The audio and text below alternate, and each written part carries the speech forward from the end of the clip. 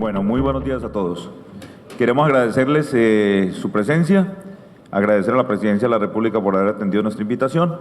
La doctora María Alejandra ha trabajado en 3 gobiernos diferentes y en los 3 gobiernos siempre ha trabajado con el tema de la paz en la parte y sobre todo el tema de pedagogía para la paz.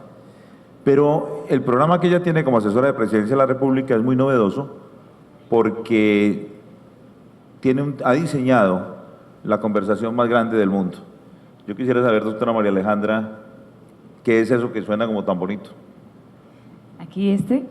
Buenos días, Carlos Mar, muchas gracias por esta invitación, por este espacio y por la pregunta, porque estamos convencidos de que el momento que transita Colombia no es un momento para que exclusivamente la voz de quienes lo están construyendo desde el punto de vista político, desde esa agenda que se está discutiendo en La Habana, sea un camino para dejar afuera a los ciudadanos. Es decir, un momento que nos está convocando a construir un nuevo país, a imaginarnos cómo podemos transitar de un conflicto tan prolongado hacia una paz, hacia un fin del conflicto primero y luego hacia la construcción de la paz, con el concepto además de la paz territorial, que es el fundamento esencial de los acuerdos de La Habana.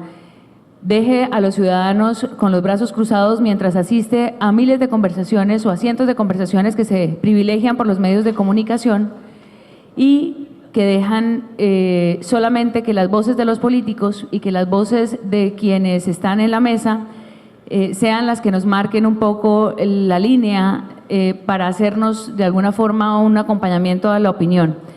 Yo creo que voy a comenzar un poco contándoles por qué llegamos a la esencia de la conversación, a la herramienta de la conversación, para poder generar un plan de pedagogía que signifique la participación ciudadana de una manera espontánea, genuina, en donde haya un reconocimiento de todos, un reconocimiento del otro, y no sigamos transitando esto como si estuviéramos asistiendo solamente a un escenario exclusivo de las FARC y del gobierno que tienen allá en La Habana su agenda y que de alguna forma esperemos pasivamente como ciudadanos de qué manera van a diseñar el camino para que esa implementación de los acuerdos nos afecte.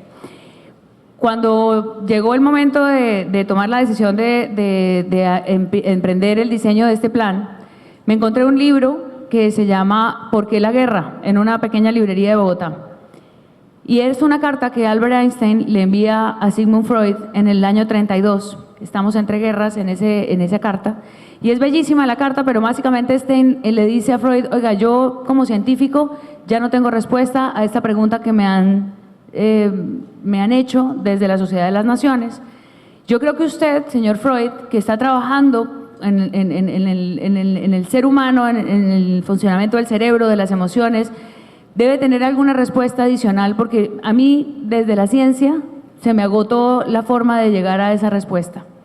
Y Freud le contesta en una carta a Einstein, una carta muy linda, que la interpretación filosófica además es bellísima, pero en concreto le dice al final, yo creo que yo no lo soy capaz, ni le contesté en todo este recorrido que le hago, solamente le hago una afirmación, y es que todo lo que propenda por la evolución cultural atenta contra la guerra.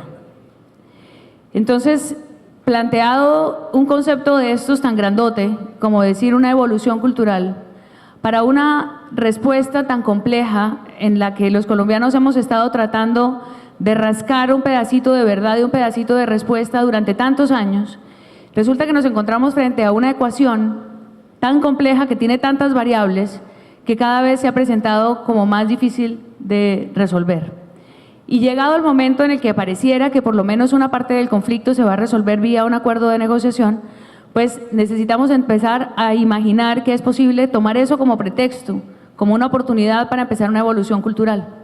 Y la forma como se puede generar ese comienzo es empezar a reconocer las conversaciones que nos ha impedido dar la guerra. El conflicto nos ha mantenido en silencio, nos ha intimidado, nos ha separado, nos ha desconfiado. Este es un país desgarrado, este es un país roto, un país que no sabe cómo tejer de nuevo la confianza entre las instituciones, la confianza hacia el otro, la confianza incluso en nosotros mismos. porque nos ha afectado nuestra autoestima.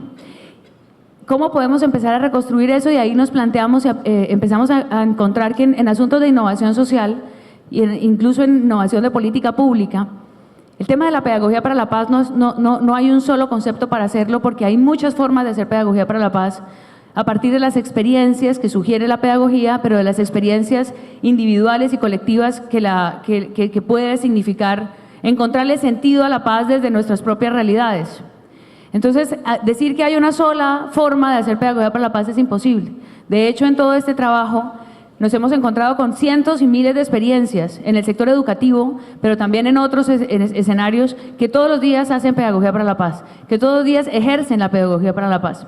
Así que no podemos empezar a decir que es que se inventó el día 1 de la creación, porque aquí hay miles de colombianos, cientos de colombianos que han sobrevivido a la guerra haciéndose a sí mismos, y en eso el sector cooperativo y el sector solidario es un ejemplo. Ustedes tienen una lección profunda que darle a este país, y es que ustedes han trabajado en equipo, ustedes han reconocido al otro, ustedes han generado un valor colectivo, y en un desgarramiento como el que produce la guerra, es sálvese quien pueda.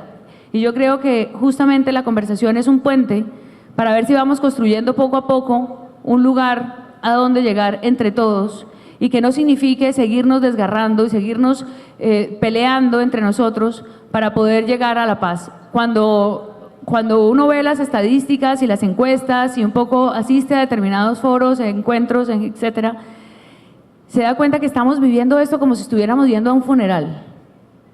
No nos estamos dando cuenta que podríamos estar siendo optimistas de la conquista de un bien público, que es la paz. Y esa pregunta de por qué la sociedad y por qué lo estamos viviendo de esta manera tan trágica, tan dolorosa, tan miedosa, tiene explicaciones, y no es culpa de nadie.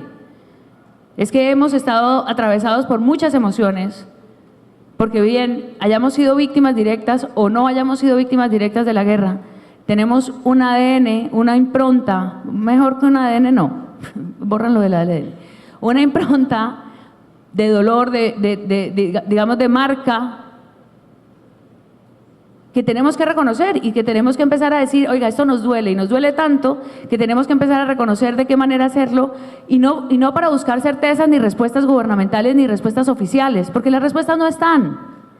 Nadie puede poner hoy el dedo en el fuego y diciendo que esto absolutamente, que esto va a salir bien desde el día 1 hasta el último día. Se está haciendo con la forma más estructurada y más pensada y con la estrategia más seria en la mesa de negociaciones para que esto salga bien. Se propone un propósito positivo para que esto salga bien, pero esto no va a ser cuestión solamente de un Estado que coyunturalmente asuma una negociación. Esto es una cosa de fondo para reconstruir, digamos, un camino que nos vuelva a generar, digamos, el orgullo de que hayamos sido capaces de salir de esta gran ecuación sin resolver. Y para eso la conversación lo que hace es generar un diálogo abierto, es un espacio de deliberación pública que reconoce todos los actores, los que estén a favor del proceso, los que estén en contra del proceso, los que tengan miedo, los que tengan dudas, los que tengan incertidumbres, los que quieran hacer parte de esta conversación, que ya hagan parte de la conversación, de hecho lo reconoce de entrada, pero que propone y sugiere y ofrece un espacio ciudadano para que no empecemos a ir cada uno por su lado, porque eso es lo que hemos hecho durante muchos años, incluso quienes hemos trabajado por la paz, y empecemos a sentir que esa experiencia común, que fue la guerra para todos, pueda convertirse en una experiencia común, que es la construcción de la paz. Doctora María Alejandra, usted lo dijo muy claramente. No podemos dejarle esto a los políticos. No podemos dejárselo únicamente a los que están en La Habana. El sector cooperativo, y usted tiene aquí a su lado a nuestro representante en el gobierno, al doctor Rafael, pero el sector cooperativo sí tiene una inquietud, y es, como estamos hablando de conversar, se necesita un interlocutor. ¿Con quién interlocutamos? Porque nosotros estamos interesados en el tema de la paz. Nosotros tenemos acá en el público cooperativas que vienen desde muy lejos, desde el Guainía, donde, discúlpeme que se lo diga de forma como tan cruda, donde falta mucha presencia del Estado, y nosotros mismos hemos satisfecho nuestras propias necesidades. Pero encontramos que sin sentarnos a conversar, sí hay una respuesta a lo que es el movimiento cooperativo, y es una respuesta agresiva, es una respuesta que desafortunadamente llega pues, de la mano de los legisladores. Tenemos una gran amenaza, la reforma tributaria, en la cual ayer lo decía claramente Carlos Acero. No puede ser que tengamos un tema como el de Panamá, donde dice que hay 60 billones de pesos y estén persiguiendo 300.000 millones de pesos, que es lo que podría tributar en la renta el sector cooperativo. Entonces, la pregunta es muy directa, es ¿con quién nos sentamos a conversar nosotros sobre esos temas que creemos que todos tienen que ver con la paz? Las desconfianzas y los estereotipos hay que empezarlos a poner sobre la mesa. Y yo creo que de las realidades y de las cosas que hay que llamar por su nombre, tiene que ver no con la, digamos, yo no asumo la defensa, por tanto, del Estado. Mi formación de periodista me hace bastante crítica en general a la actitud que ha tenido el Estado. Las 7 millones y 8 millones de víctimas que tenemos es de alguna forma porque el Estado no fue capaz de protegerlas.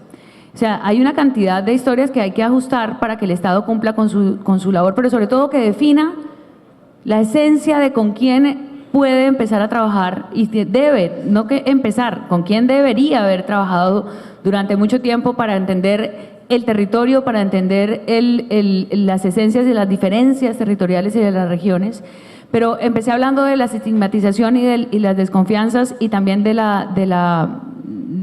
un poco de los conceptos creados que uno a veces no sabe por qué terminan funcionando de determinada manera. Yo creo que hay que cambiar la forma de ver las cosas para que las cosas cambien de forma. Y si el Estado no está poniendo la interlocución y no está poniendo, digamos, de presente quién es una persona o una fundación o una institución, creo que hay que hacerlo. Y hay que proponerlo. Y hay que alzar la voz y participar en esa conversación para decir, nos falta interlocución con el Estado, que ya es un hecho, pero esa interlocución, vamos a subir el perfil de esa interlocución a través o bien de organizaciones solidarias, o bien del ministerio, o bien de la presidencia, pero hay que generar de alguna manera la demanda permanente y escalarla para hacerse necesarios de alguna forma en lo que el Estado va a necesitar de las cooperativas, justamente en la implementación de los acuerdos. Yo entiendo la dificultad de la interlocución del Estado, entiendo totalmente la descoordinación y la falta de coherencia y digamos, de alineación que hay en muchas entidades, en muchas instituciones, porque hay también una demanda, un reto monumental para el Estado en el escenario que viene con la implementación de los acuerdos. Uno de los temores más grandes es que no pase nada, es que se haga el acuerdo y no pase nada, que en los territorios nadie lo sienta, que las relaciones Estado-sociedad no cambien, que las relaciones institucionales tampoco se curen. Y yo creo que justamente poniendo los problemas de presente es donde creo que se puede generar una nueva confianza y una nueva interlocución. Yo pensaría, y yo no tengo la respuesta, digamos, no puedo abogarme como decir y hacer un compromiso en nombre del gobierno para decir hacia dónde va esa interlocución. Rafael, usted está enfrente, digamos, de la cara gubernamental de relación directa con las cooperativas, con el sector solidario, con el sector de las asociaciones. Yo lo que creo es que si hoy no están aquí, si hoy los ministros no vinieron, si hoy no hay un acompañamiento que ustedes sientan que institucionalmente los están teniendo en cuenta y los están reconociendo, pues esa realidad y esa forma, digamos, de tramitar ese sentir, hay que, digamos, dejarlo ver, hacerlo más visible, lograr que la interlocución no sea una queja, sino que diga el sector solidario tiene claro su papel en la paz y lo va a hacer por encima de que esté el ministro aquí. Yo le puedo contar al ministro y se lo contaré al presidente seguramente también, porque además internamente hemos estado haciendo toda una gestión sobre este evento de hoy para que la presidencia tuviera claro de qué se trataba un poco la importancia de este escenario. Y no es porque no lo tenga claro, sino porque además las agendas son muy complicadas, etcétera. Pero yo, por ejemplo, que no tengo ningún interés político ni electoral, ni en fin, el ejercicio que estamos haciendo también es de servir de puente y de ejercer también, digamos, como una especie de vocería libre y tranquila y abierta y espontánea, sin mayores compromisos ni lenguajes muy coloquiales en términos políticos, para decir, el sector solidario puede decirle al Estado, aquí estamos. El sector de las cooperativas puede decirle al Estado, sin nosotros es imposible entrar en el territorio.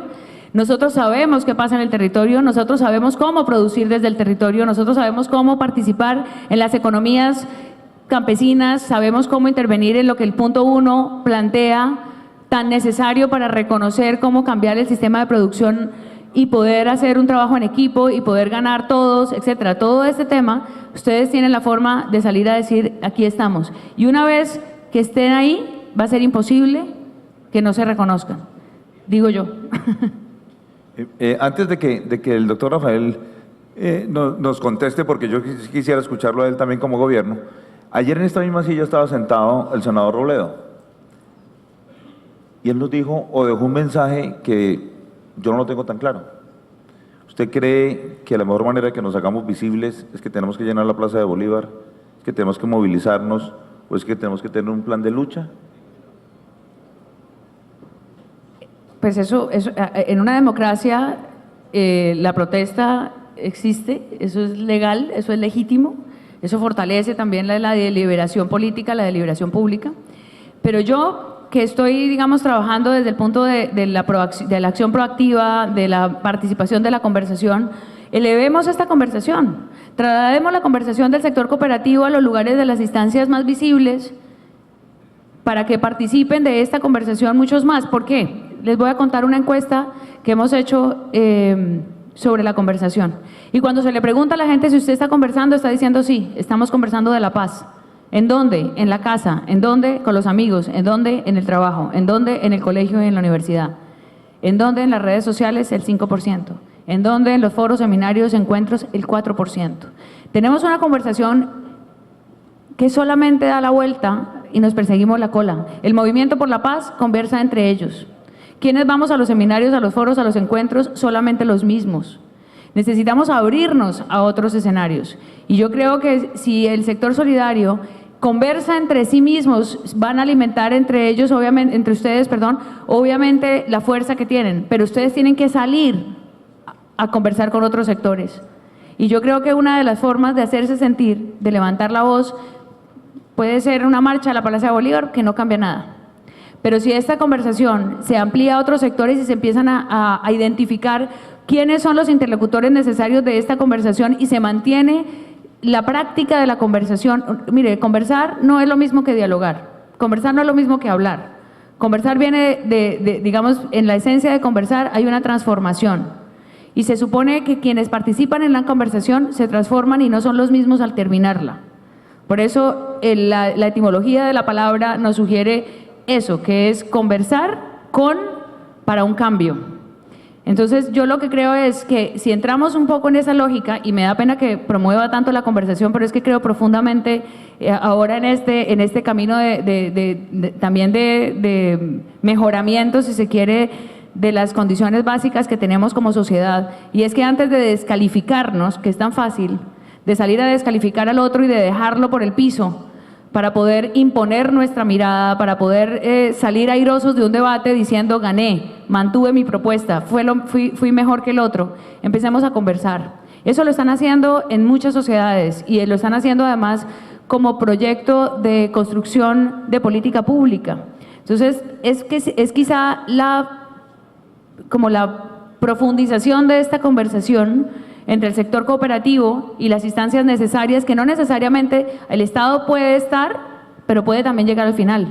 Ustedes pueden empezar una conversación con los medios de comunicación. Ustedes pueden profundizar su comunicación con los actores relevantes institucionales en las regiones. Y a partir de ese tipo de nuevas miradas y de nuevas relaciones empezar a generar un protagonismo distinto en la agenda política y en la agenda informativa también. Acuérdense que lo que no se comunica no existe. Entonces yo también creo que hay una necesidad de hacerse visibles y de hacer visible la conversación del sector cooperativo con una oportunidad tan importante y tan única. Durante tanto tiempo no sabemos cuándo volveremos a tener una oportunidad así, para poder hacer reflexiones de fondo en un sector estratégico para la economía y para la construcción de sociedad y para la construcción colectiva de propósitos comunes como el sector cooperativo. Doctor Rafael, con usted hay una pregunta obligada, y eso lo hemos incluso discutido en varias oportunidades. ¿Usted cree que el sector cooperativo es escuchado al interior del gobierno? ¿Usted cree que nosotros que intentamos conversar con alguien desde el gobierno podemos tener la opción de que realmente se reconozca lo que somos, porque creemos que tenemos muchas cifras que mostrar, pero más que se reconozca es que se respete la figura cooperativa en Colombia? A ver, en la conversación, hablando en temas de conversación, siempre con varios líderes nos hemos dado cuenta que hay una barrera en alguna parte que nos impide pasar. No sabemos qué es, no sé si es que no hay un conocimiento en el alto gobierno. Obviamente estamos llegando hasta una instancia, estamos a 2 pasos de llegar a Casa de Nariño. Estamos ya muy cerca para tratar de que escuchen y sepan qué es lo que hacemos.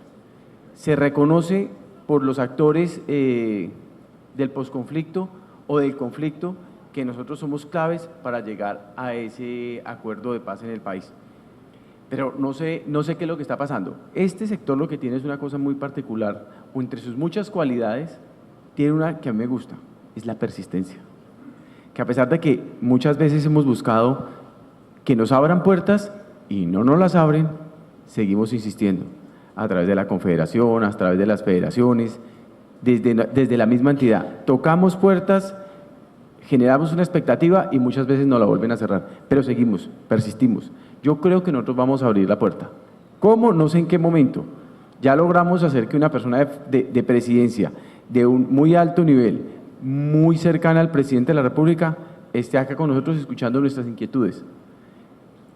Pero aún así logramos tener, no sé si es la suerte o qué pasa. El ministro nos dijo el 14 en el Congreso cuando estuvo con nosotros, dijo: voy a ir a su evento, le dijo, voy a ir a su evento, Carlos Mario. Y justo pasó que hubo un cambio de ministros y no sé por qué no viene acá. Su presencia hubiera sido importante, igual así ya no sea ministro, porque hubiera sido un buen respaldo del sector, de un ministerio al sector, y de pronto para abrir la puerta a que la doctora Clara se acerque también a nosotros. Ella es una señora que es muy social, yo creo que ella sí nos va a abrir la puerta y que podemos lograr más de lo que logramos de pronto con Lucho. Seguiré insistiendo, hasta el tiempo en que yo permanezca a mi cargo, seguiré tocando puertas para que nos abran las puertas desde el gobierno nacional y sepan que nosotros estamos. Que si se firma o no el acuerdo, seguiremos trabajando por cerrar las brechas de inequidad que hay en este país, trataremos de llegar a todas las regiones y brindar lo que tenemos nosotros, compartir riesgos, compartir confianzas y hacer que este país crezca en paz. Yo creo que vamos a seguir trabajando en eso, por eso le digo, puede que me digan ahora, ¿usted por qué dio esas declaraciones? Váyase, pero va a seguir trabajando el sector. Yo estoy seguro que no soy yo porque yo esté acá que se haga, sino que estoy convencido que el sector va a trabajar para que eso se haga así. Y seguiremos tocando puertas, tenemos una nueva aliada. Esta aliada yo estoy seguro que nos va a abrir muchas otras puertas. En conversaciones que tuvimos con Frank Per fue lo mismo, él sabe, es un convencido de que este es el sector. En La Habana son convencidos de que este es el sector. Entonces lo que tenemos que hacer es que se dé ese clic que hace falta. Un cliccito que tiene que hacer para que pronto digan, si es por acá, sentémonos acá, ustedes tienen que estar o en el último momento en La Habana, o La Habana viene acá y se sienta con nosotros, nos dicen, venga, ¿cómo es el tema con ustedes? Pero lo tienen que hacer. Y yo creo que vamos a seguir con esta cualidad que todos tenemos, persistiendo en que esto se dé. Doctora María Alejandra, el doctor Rafael me lleva a una pregunta obligada, gracias a una conversación que hubo ayer en este mismo escenario. Y me queda la inquietud, usted lo toca muy bien, doctor Rafael, las cooperativas se ha tocado como un instrumento para después de la firma del acuerdo, para que haya inclusión social. Pero cuando se habla de las cooperativas, ¿será que es el sector cooperativo acá representado por ASCOP y por CONFECOP legalmente? ¿O será como lo dijo el senador Cepeda ayer, con la formación de una federación que hoy puede ser fantasma? el acuerdo, de los elementos de tranquilidad que brinda la mesa y que además es uno de los elementos más interesantes, digamos, de abordar cuando uno se da cuenta que los argumentos hablemos de la oposición o quizá de quienes si están totalmente distantes del acuerdo pensando que el acuerdo se está haciendo mal, es realmente darse cuenta de que el acuerdo se está haciendo bien. Y les voy a decir varias razones en general. ¿Por qué?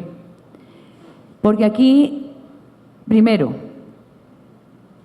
las posibilidades de hacer los acuerdos vienen además de un Estado que siente que ha ganado la guerra y no está en una posición en la mesa para hacer concesiones gratuitas, sino las concesiones, si se quiere hablar de esa palabra, posibles para lograr que las FARC dejen las armas y entren a la política, para que no se mezcle la política con las armas nunca más, como lo ha dicho el presidente, como lo ha dicho Alto Comisionado para la Paz, también Humberto de la Calle.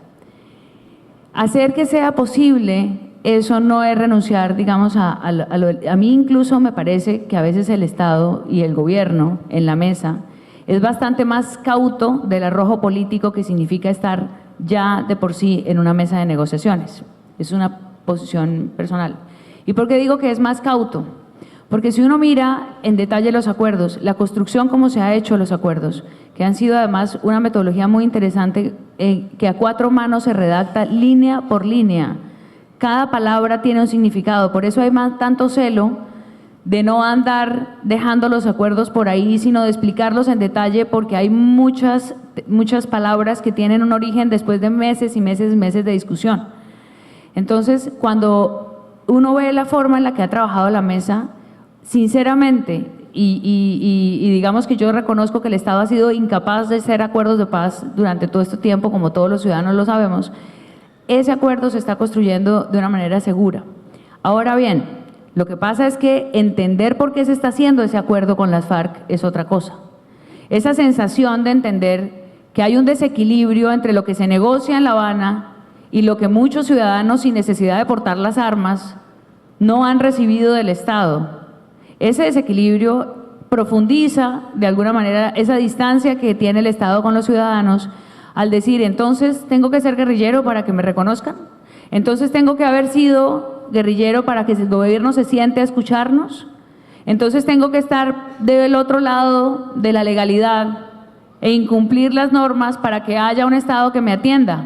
Ese desequilibrio, esa interpretación, eso que sentimos todos, eso es un hecho. Y eso es así por muchas razones. Y es que la guerrilla no ha existido, o sea, la guerrilla no es una invención, la guerrilla es una realidad.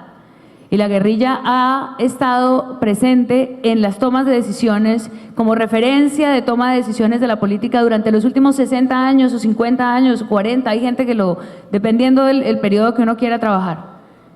Entonces, ese problema, esa referencia de por qué me siento yo en la mesa con este otro, tiene que ver con la existencia, digamos, del poder que han ejercido y de la existencia misma de haber ejercido en una confrontación armada, desafiando el Estado con deseos de la toma del poder.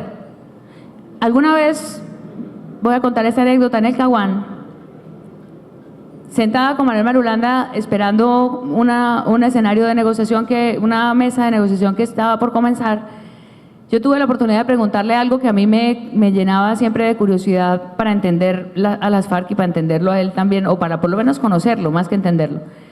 Y le pregunté, oiga, ¿en dónde radica su poder? Yo quiero entender, ¿es porque tiene plata y entonces montaron 60 frentes? ¿Es porque han persistido 50 años desafiando el Estado y el monopolio de las armas del Estado? Y me dijo, no, le voy a decir en qué radica nuestro poder.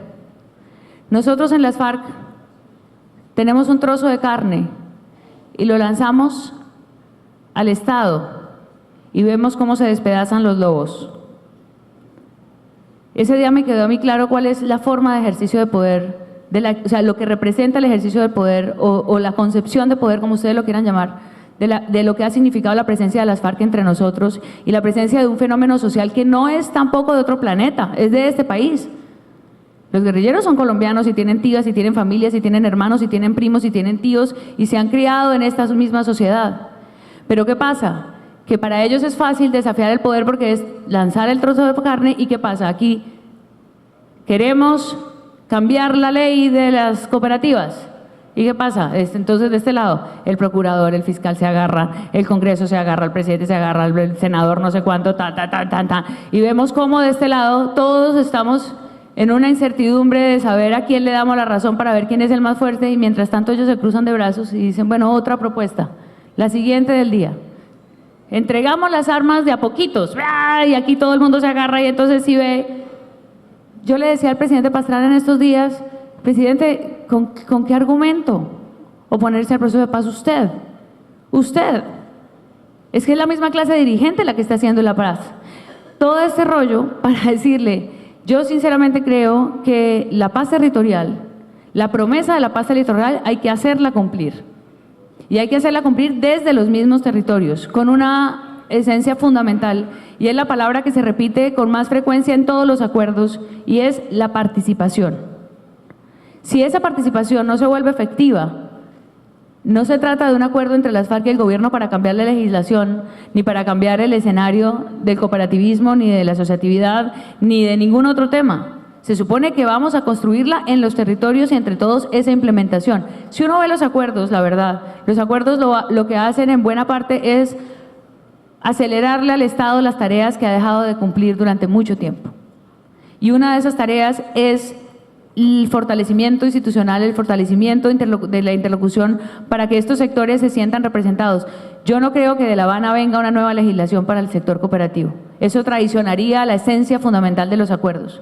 Así que tampoco, así sea el deber, el querer, porque también hay que hacerlo franco, las FARC no vienen a sentarse a ver con los brazos cruzados cómo se implementan los acuerdos.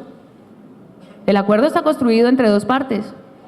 El acuerdo no está redactado solamente por unos funcionarios que les ha parecido bonito poner la asociatividad y el cooperativismo. No, el acuerdo viene entre las dos partes y las dos partes van a tener que ver en la implementación. Por supuesto, al Estado le corresponde lo más profundo, lo más importante, digamos, ser la punta de lanza del cumplimiento de los acuerdos, pero las FARC van a abogarse seguramente un papel en la implementación. Sin armas, después de haber pasado por todos los procesos legales que está construido para el sistema de justicia transicional, después de haber pasado por todo lo que está diseñándose en La Habana para que sea la concentración en las zonas campamentarias o las zonas de ubicación, como se llamen, y después de todo el proceso que tengan que hacer, ellos también harán parte de ese escenario, como también lo harán parte ustedes, o como también lo harán parte los partidos políticos, o como también lo harán parte los directores, digamos, los que representan la institucionalidad de cada región. Pero tenemos que acostumbrarnos a que eso es lo que viene, porque si no, entonces los seguimos dejando marginados, y para qué entonces fue el proceso.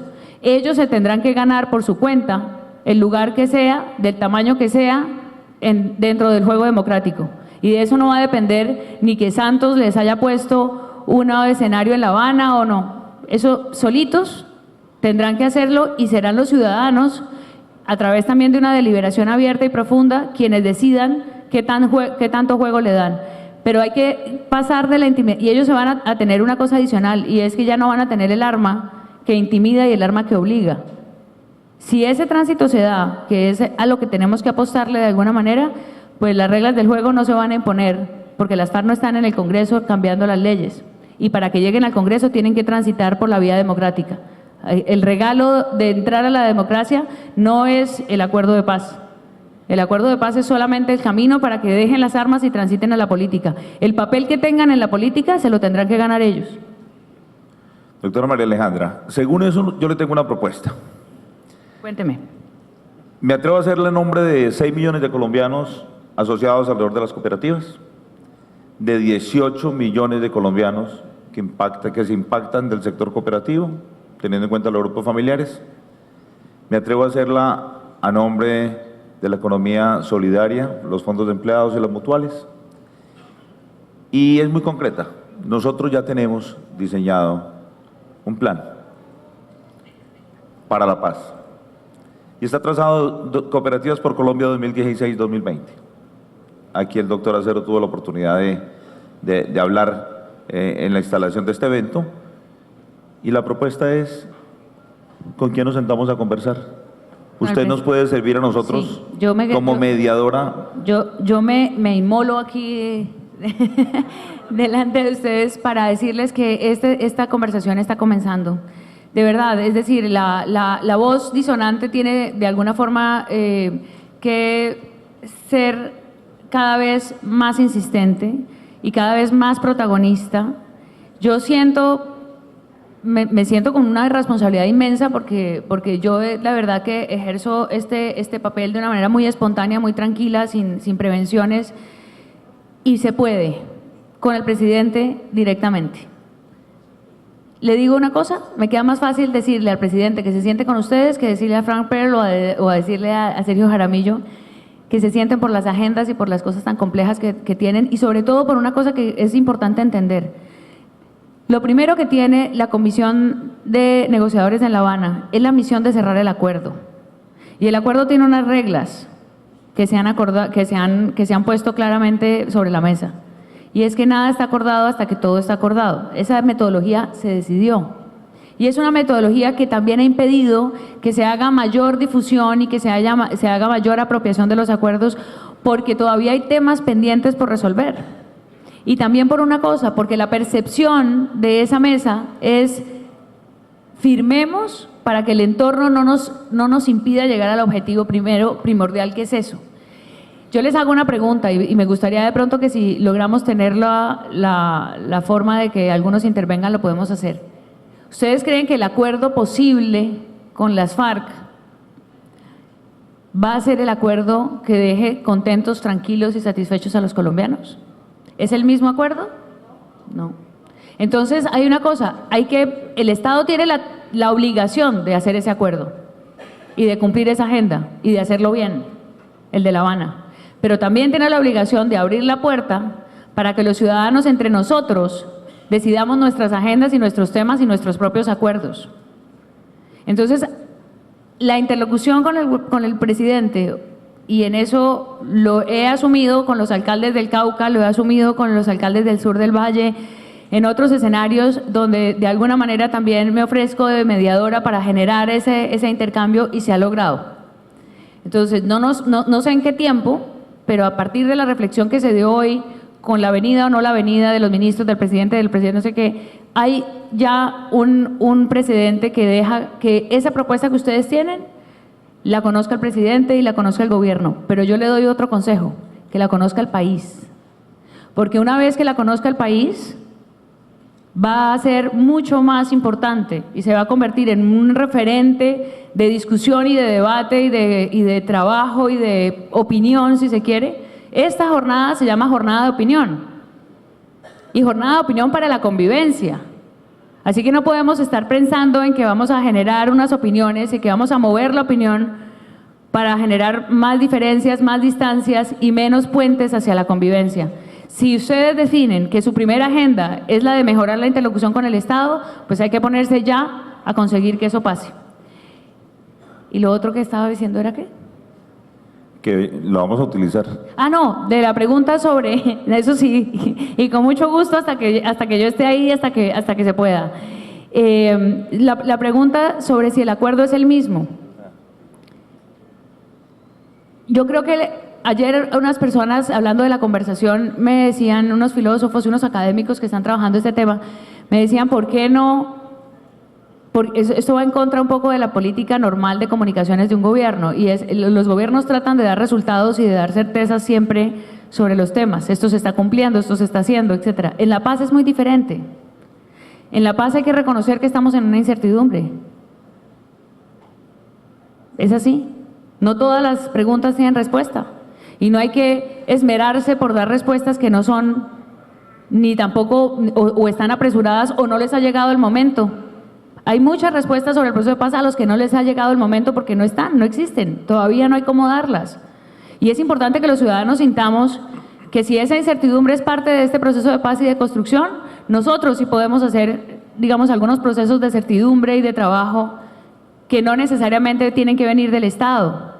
Este es el momento de la voz de los ciudadanos y este es el momento de la participación ciudadana. Entonces yo sí creo que en esta conversación, que se llama la más grande del mundo, no porque sea muy grande ni pretenda ser una campaña publicitaria, con pretensiones políticas, es grande porque nosotros como colombianos tenemos que darnos cuenta que tenemos algo grande que entregarle al mundo. La paz ha sido el valor fundamental más conversado en la humanidad. Y resulta que ahora somos epicentro de un pedacito de esa construcción y no nos hemos dado cuenta que somos protagonistas de ese momento. No es paja, ni es carreta, ni tiene que ver con Naciones Unidas, ni con el Nobel. Es verdad. Me decía la embajadora sueca, María Alejandra, en este pueblo, que no lo puedo pronunciar, de Suecia, se publican más noticias sobre la paz de Colombia y hay más manifestaciones sobre la paz de Colombia que en muchos municipios de Colombia. Y yo le dije, eso es mentira, eso no puede ser. Me dijo, ¿sabe por qué? Porque en Suecia hace 300 años la paz es un valor. Y donde se logre la paz, los suecos lo celebramos. Entonces, no puede ser que tengamos una oportunidad tan grande de convertirnos nosotros mismos en motivo de orgullo, en darnos cuenta que somos capaces de entregarle de verdad al mundo algo diferente a lo que toda la vida ha significado nuestro pasaporte, y no nos estemos dando cuenta y estemos pensando que lo que hacemos es estar yendo al despeñadero. Entonces, por eso es la conversación más grande del mundo, para que se inserte en la conversación mundial de la paz.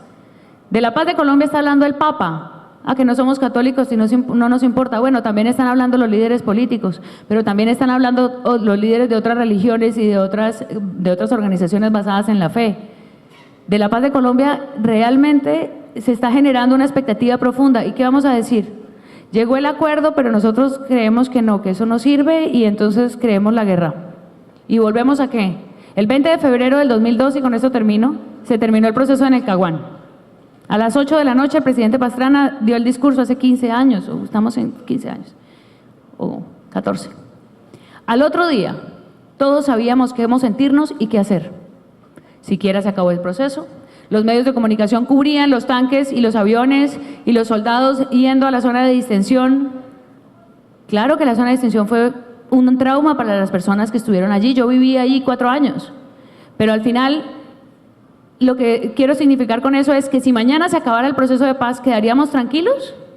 Eso sería, digamos, lo que compensa nuestra incertidumbre y nuestras dudas y nuestros miedos y nuestras angustias de lo que pueda pasar. Con que se acabe el proceso de paz y al otro día simplemente otra vez los periodistas están en el Ministerio de Defensa diciendo en la operación más grande que ha habido en el país de retoma de no sé qué, y empiezan a registrarse los bombardeos y cae alias no sé cuánto y alias no sé qué y alias no sé qué. A los 8 días se nos olvidó que había un proceso de paz en marcha. Simplemente volvemos a lo mismo. Y los que tienen escoltas siguen con los escoltas, y los que tienen el ejército para poder llegar a sus fincas tienen el ejército para poder llegar a sus fincas, y no habremos hecho nada. Entonces, a lo que voy es, nosotros hemos desarrollado unos mecanismos de adaptación para sobrevivir en medio del conflicto, que hemos convertido nuestra cotidianidad en un sistema de protección. Tenemos que ser capaces de vivir sin esa armadura. Porque se puede, porque tenemos 4 millones de colombianos que viven en el exterior y que viven en otras sociedades donde no hay conflicto y donde no están en esta incertidumbre de si vivo o muero, de si me quito una pierna o si no. Fíjense lo que ha pasado estos días, por ejemplo, con el hospital militar. El pabellón de heridos en combate, de nuestros muchachos, de cientos de familias que ustedes conocen en los territorios, que han tenido que dar sus jóvenes y sus niños y sus niñas para que entren a la guerra, por soldados o por guerrilleros, lo que sea. Resulta que el pabellón de heridos en combate en el hospital militar tiene camas vacías. Ya no aterrizan los helicópteros con heridos todos los días. Y yo sé que eso puede que no trascienda algunos escenarios políticos, pero tenemos que empezar a tener un sentido de humanidad, porque la guerra lo que nos ha hecho es un gran daño, digamos, en términos de vidas y en términos de emociones y en términos de dolores. ¿Cuántas mamás están descansando hoy porque los soldados están yendo a clases y no se están yendo a operaciones militares? Entonces, hay una cantidad de valores y de cosas que tenemos que de alguna forma reflexionar antes de decir fácilmente que es que esto es así porque van a hacer un no sé cuánto. Eso puede ser cierto, ¿me entiendes? Puede ser un sentimiento real, pero hay que hacer una reflexión un poco de grandeza. Y esa grandeza es a la que la queremos invitar para que esa grandeza se alimente de la conversación. Entonces, me voy con la tarea de ser embajadora de esta solicitud. Yo espero cumplirla. Y les agradezco de verdad mucho, no solamente que nos den este espacio, gracias Rafael por haber insistido tanto en que pudiéramos venir y también pues Carlos y a todos ustedes por tener un poquito, digamos, de atención en función también de ver las cosas de otra manera. Aquí no hubiéramos podido echar un discurso leído de una cantidad de cosas y no se genera, digamos, como algo que yo creo que quiero que ustedes se lleven, y es: hay un escenario propuesto solamente por el gobierno, que es este espacio de la conversación. Creo que a través del reconocimiento de los nuevos actores de esa conversación se pueden lograr grandes cosas. Así que bienvenidos a la conversación más grande del mundo. Hagan ustedes sus propias conversaciones, generen sus propios espacios de participación. Nosotros lo que hacemos es apoyar, es darles metodología, es darles personas que puedan acompañar esas conversaciones, pero les corresponde a ustedes generar los espacios, que sea de ustedes, que sea de los ciudadanos, que sea de las cooperativas, que ustedes se imaginen que ahora pueden entrar en un concepto global que es esta conversación, pero que sean ustedes los que diseñen la agenda, los temas, las participaciones, los lugares, y con nosotros cuenten para el apoyo para hacer ese ejercicio de participación ciudadana, porque esto de la paz no viene de La Habana. De La Habana puede llegar un acuerdo así de pequeño, pero el resto va a ser todo lo que nosotros podamos haber construido alrededor de él. Doctora María Alejandra, nos queda un mensaje muy claro. Desde el sector cooperativo nos toca insistir, persistir y nunca desistir. Vamos realmente a utilizar sus buenos oficios para poder lograr sentarnos a conversar sobre nuestra propuesta. Tenga la absoluta seguridad de que aquí encuentras un sector pujante que está en todo el territorio nacional, que lo único que busca es utilizar el capital como un medio, porque nuestro fin son las personas, a diferencia de lo que hace el capitalismo, que es que el fin es el dinero y el medio es la explotación de la persona. Nosotros pensamos distinto, conjugamos el nosotros y seguiremos buscando, insistiendo, persistiendo, pero nunca desistiendo. Muchísimas gracias, doctor Rafael. Muchísimas gracias.